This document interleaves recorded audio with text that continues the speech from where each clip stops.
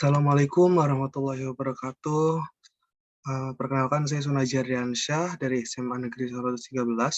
Kali ini saya akan membahas itu 6 pelajaran dalam seri pembelajaran ini ya Bapak Ibu. Yang pertama,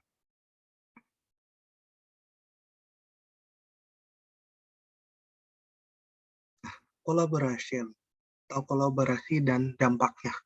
Jadi di sini kita itu dalam mengajar itu diminta untuk berkolaborasi dengan teman. Kita dapat berkolaborasi dengan rekan kerja kita. Kita bisa membentuk teamwork yang sukses, maksudnya sukses di situ yang berhasil. Bagaimana maksudnya kita saling um, membuka wawasan kita, berbagi dengan teman kerja dan sebagainya dan yang lainnya. Selanjutnya yang kedua, resiliensi, tangguh dan teknologi. Oke.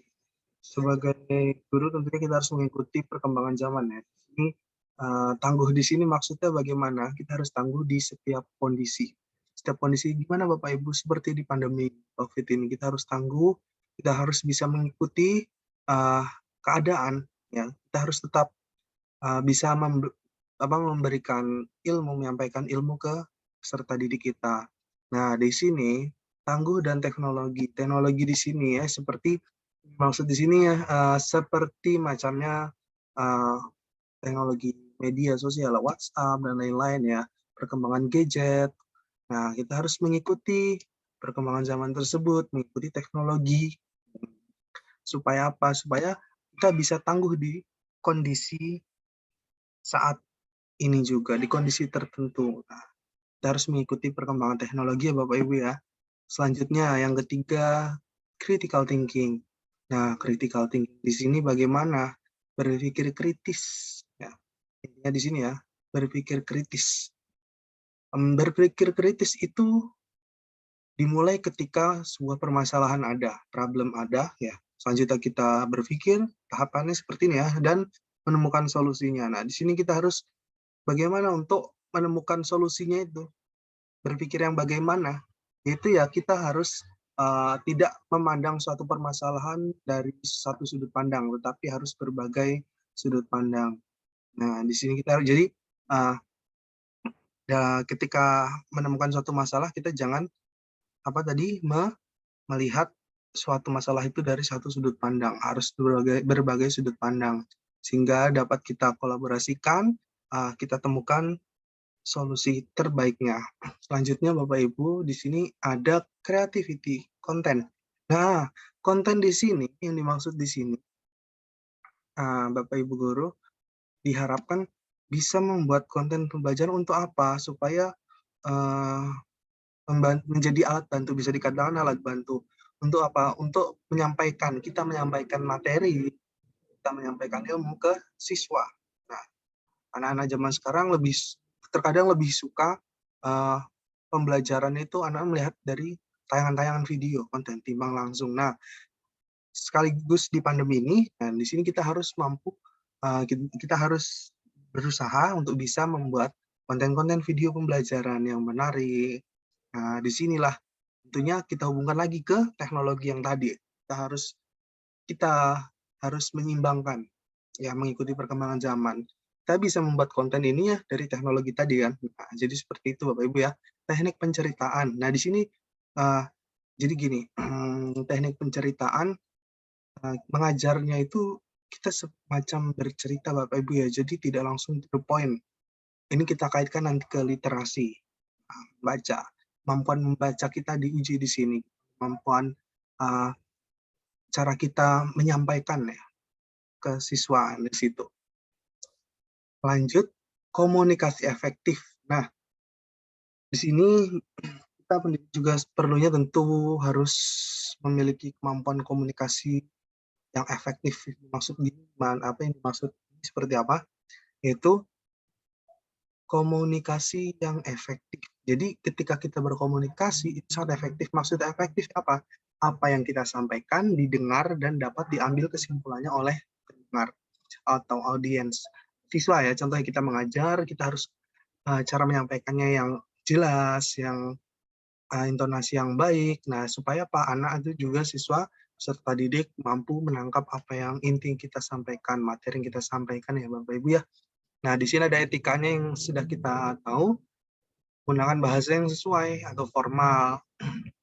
Ya, walaupun siswa itu ada saudara kita yang mungkin ya, nah tapi kita harus tetap menyampaikannya menggunakan bahasa formal. Nah, ini selanjutnya intonasi yang jelas, nah seperti tadi, untuk menghindari kesalahpahaman. Yang ketiga, antusias dalam berkomunikasi dengan lawan bicara. Jadi kita sebagai pembicara atau menyampaikan materi itu harus antusias atau memiliki semangat ya tentunya ya kalau mengajar apa menyampaikan materi tapi Bapak Ibu ya anak-anak semuanya lemes gitu ya Bapak Ibu ya. Ya pasti yang mendengarkan melihat tayangan kita juga nggak ada antusiasnya sama sekali semangatnya. Oke ya. Lanjut yang keempat, jangan berbicara arogan.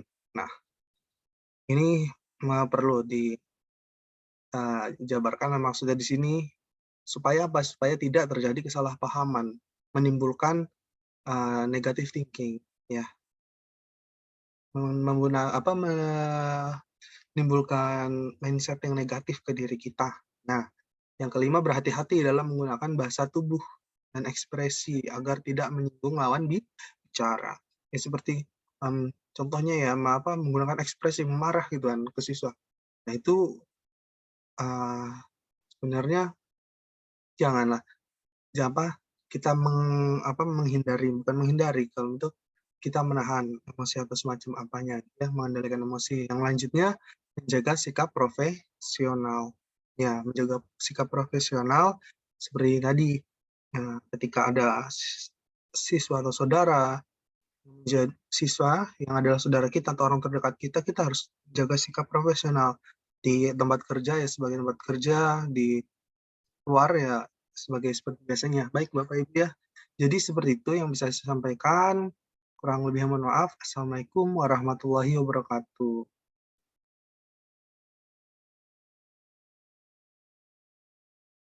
Ada lagi ketinggalan. Ya Allah. Empower teacher, penerapan kelas campuran ya Bapak Ibu ya. Untung belum ditutup. Nah, yang terakhir, sinkronus ya. Kita sudah belajar ya, sinkronus itu adalah menyampaikan secara langsung. Jadi kita komunikasi secara langsung dengan siswa itu jatuhnya sinkronus jika dibalas secara langsung. Contoh apa? Seperti tatap muka, PTM. Nah, itu sinkronus jatuhnya ya Bapak Ibu ya. Ada lagi, kalau kita nih diskusi di WA, itu jatuhnya juga sinkronus Bapak Ibu ya. Maksudnya apa? Kita diskusi di grup, anak itu langsung balas, itu tetap jatuhnya sinkronus. Tapi yang asinkronus gimana? Kalau di Zoom itu jatuhnya sebenarnya masih sinkronus. Kalau yang asinkronus itu, contoh kita Bapak Ibu menggunakan penugasan di langsung penugasan memberikan materi di Google Classroom, nah itu kan. Kan anak-anak kan juga tidak langsung membaca hari itu juga, pasti hari besoknya atau apa. Nah itu yang maksud sinkronus, jadi tidak secara langsung. Selanjutnya misalnya penugasan penugasan di Google Classroom, kumpulkan minggu depan paling lama. Nah itu seperti itu Bapak Ibu maksudnya asinkronus ya, tidak secara langsung. Misal kumpulkan 3 hari berikutnya menggunakan email. Nah seperti itu Bapak Ibu ya. Integrasi ini, pelajaran integrasi ini gabungan antara sinkronus dan asinkronus. Contoh kita Zoom sebentar, sinkronus kan, lanjutnya penugasan. Nah itu integrasi. Selanjutnya Merdeka Belajar, ini sama seperti yang sudah ada disampaikan di pelajaran tayangan di pelatihan ini. Oke, baik Bapak Ibu ya. Terima kasih ya, Mbak. Saya akhir ya, tadi terlewat kelebihan kurang ya malah. Oke, semoga apa yang sudah saya sampaikan bermanfaat. Assalamualaikum warahmatullahi wabarakatuh.